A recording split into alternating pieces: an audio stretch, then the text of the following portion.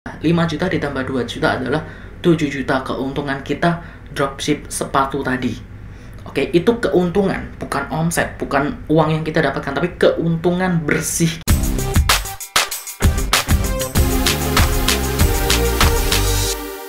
Halo teman-teman, selamat datang di channel Mari Berkarya. Kali ini aku akan membahas gimana caranya mengambil keuntungan yang sebesar-besarnya bagi dropshipper. Aku yakin banyak sekali dari kalian yang mempunyai status dropshipper dan kalian baru mulai dropship, dan kalian itu menginginkan keuntungan yang sebesar-besarnya, mencari uang yang sebanyak-banyaknya melalui dropship ini. Seperti yang kita tahu, dropship itu adalah bisnis yang bisa dimulai tanpa modal. Aku tidak bilang satu-satunya, tapi dropship adalah salah satu bisnis yang bisa kita mulai bahkan tanpa modal. Lalu gimana caranya kita mendapatkan keuntungan yang sebesar-besarnya hanya dari dropship? Simak video berikut ini. Ada banyak cara mengambil keuntungan yang banyak dan sebesar-besarnya dari dropship. Yang pertama adalah kalian jual ke orang yang kaya atau target market khusus. Maksudnya seperti ini. Kalau misalnya kalian katakanlah jualan misalnya tas wanita atau tas apa, kalian cari supplier tas wanita, kemudian kalian menemukan dan kalian bisa menjadikan itu sebagai supplier, maka kalian jual tas itu ke target market yang kaya atau target market khusus deh, yang dia itu mampu membeli dengan harga tinggi. Jujur aku dulu pengalaman waktu jualan sepatu juga. Jadi waktu aku promosikan sepatu itu ke beberapa teman-temanku atau orang-orang di sekitarku atau target market yang secara umum, kebanyakan dari mereka nggak ada yang beli. Kenapa? Ya mungkin karena harganya mereka berpikir terlalu mahal. Jadi dalam pemikiran mereka harga yang aku tawarkan itu terlalu mahal. Tapi saat aku menjual atau mentarget orang-orang yang sudah ada di list customer databaseku, jadi aku punya customer database, kemudian aku kelompok-kelompokkan mana yang orang yang tipenya adalah orang yang suka barang-barang mewah, orang yang mementingkan kualitas dibandingkan dengan harga. Aku iklankan ke mereka, ke target market yang sudah aku dapatkan itu. Jadi mereka termasuk dalam kategori yang mereka mengutamakan kualitas bukan harga. Kemudian mereka itu kaya dan istilahnya punya banyak uang gitu lah ya. Aku nggak bilang kaya, tapi at least mereka itu punya banyak uang gitu dan bisa membeli produkku. Jadi mereka nggak ada alasan untuk minta cicilan atau minta diskon atau minta apa, enggak kayak gitu. Kemudian orang-orang yang suka kemewahan itu juga bisa, atau orang-orang yang belum pernah tahu tentang sepatu atau tentang produkku. Nah, setelah aku target ke target market yang khusus itu, yang aku filter itu, ternyata tingkat konversinya itu sangat besar. Banyak sekali yang membeli dibandingkan dengan aku target ke orang yang umum. Jadi sebenarnya aku sudah sering banget ngomong kalau misalnya tidak ada produk yang tidak laku. Yang ada adalah produk yang tidak ketemu dengan pembeli yang cocok. Sama kalau misalnya kalian merasa bahwa, oh ini mas produkku kok nggak laku, padahal harganya segini, apa aku turunkan harga aja ya? Jangan. Kalian ganti target market saja. Jual dengan harga tinggi malahan ke target market yang khusus.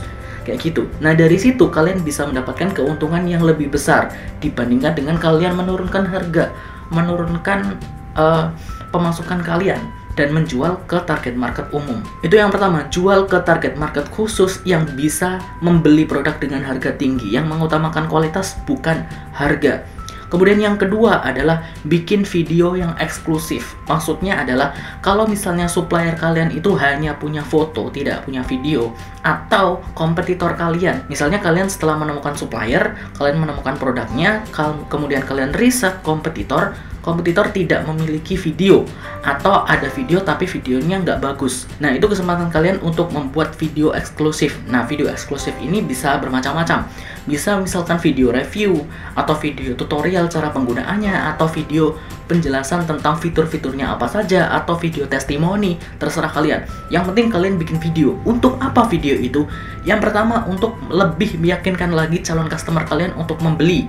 Itu yang pertama. Yang kedua, untuk meningkatkan value dari produk kalian, biar produk kalian itu terlihat eksklusif, terlihat mewah, atau terlihat bagus di mata calon customer kalian. Biar calon customer kalian itu mau untuk membeli produk itu dengan harga mahal sekalipun, karena mereka berpikir produk kalian itu eksklusif. Karena itu video itu sangat penting, makanya kalian sebisa mungkin membuat video yang khusus untuk produk itu, biar kalian lebih bisa jualan, biar lebih menarik customer lagi dan bisa menjual produk itu dengan harga tinggi dan tetap dibeli customer. Kemudian cara yang nomor 3 adalah kalian buat sistem PO.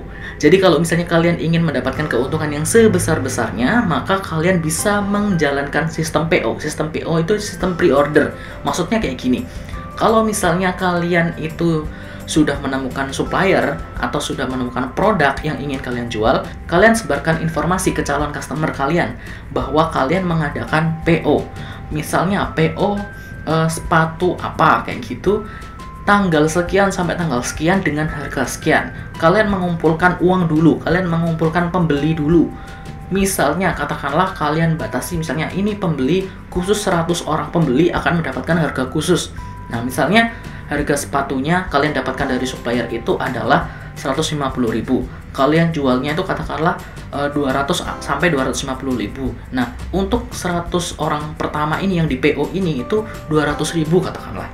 Mendapatkan harga 200.000 per sepatunya. Nah, kalau misalnya kalian itu beli banyak, kalian beli 100 piece katakanlah, maka kalian bisa bilang ke suppliernya, aku beli banyak nih, bisa nggak kasih harga lebih murah dikit?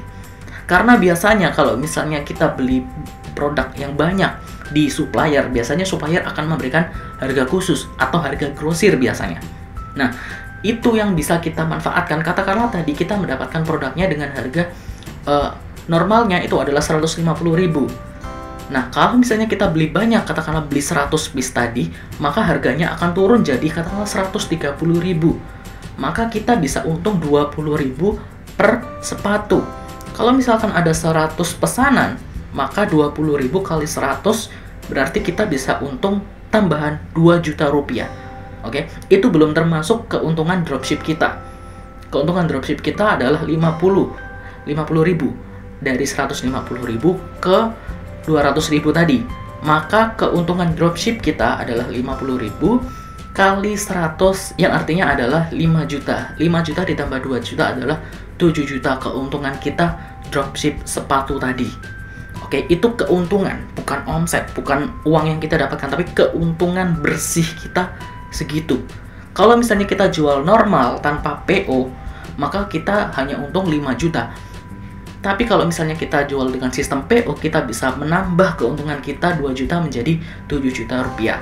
Jadi itu salah satu cara yang bisa kalian gunakan untuk menambah atau meningkatkan keuntungan kalian. Kemudian cara yang nomor 4 adalah sistem membership. Jadi kalian bisa menjalankan sistem membership atau agen atau reseller. Jadi banyak sekali dari teman-teman itu yang takut untuk merekrut agen atau reseller lagi. Meskipun dia itu sebenarnya juga dropshipper gitu loh. Tapi nggak masalah sebenarnya, banyak kok teman-teman yang juga dropshipper tapi dia itu juga merekrut dropshipper lagi atau reseller lagi. Nah, kalian bisa bikin sistem kalau misalnya nih dropship kalian itu sudah laku, kalian sudah kerjasama dengan baik dengan supplier, kalian sudah melakukan transaksi yang banyak, katakanlah kayak gitu sudah terbukti, maka kalian bisa bikin sistem membership. Jadi orang-orang yang pengen daftar ke kalian, pengen join ke kalian, pengen menjual produk yang kalian jual, maka kalian bisa menerapkan membership. Misalnya membershipnya katakanlah 10.000 atau 100.000 sekali join, nanti mereka bisa dapat harga grosir atau harga murah kayak gitu. Nah, kalian bisa mengakalinya dengan kerjasama dengan supplier. Mungkin ini bisa diterapkan kalau misalnya kalian dengan supplier itu jaraknya dekat, misalnya satu kota, at least satu kota lah ya. Nah, jangan takut untuk menerapkan sistem membership ini karena banyak sekali juga teman-teman yang dropshipper atau reseller yang juga menerapkan sistem ini. Karena apa? Karena ya agen kita atau member kita itu belum tentu tahu kita itu dropship. Mereka belum tentu tahu kalau misalnya kita itu mengambil barang dari orang lain.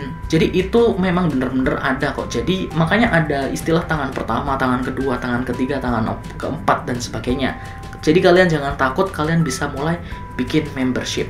Kemudian cara yang kelima adalah negosiasi dengan supplier. Jadi kalau misalnya kalian itu ingin mendapatkan keuntungan yang sebesar-besarnya, ya kalian nego dengan supplier.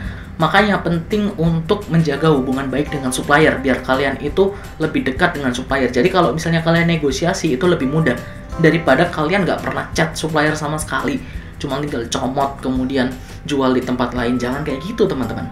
Kalian harus jaga hubungan baik dengan supplier biar apa? Yaitu tadi, biar kita bisa negosiasi. Katakanlah, supplier atau kak atau gan atau sis, aku kan sudah dropship di tempatnya kakak itu sudah lama dan aku sudah menjual banyak sekali produk. Bisa nggak kalau misalnya aku minta produk tapi nanti harganya diturunin ya, jangan segitu, diturunin 10.000 atau 20.000 nggak masalah per produk. Kalau misalnya dikalikan banyak, misalnya kita berhasil menjual 100 produk, keuntungan 10.000 kan bisa jadi 1 juta, ya kan? Nah, itu lumayan banget kalau misalnya kita memang bisa negosiasi dengan supplier.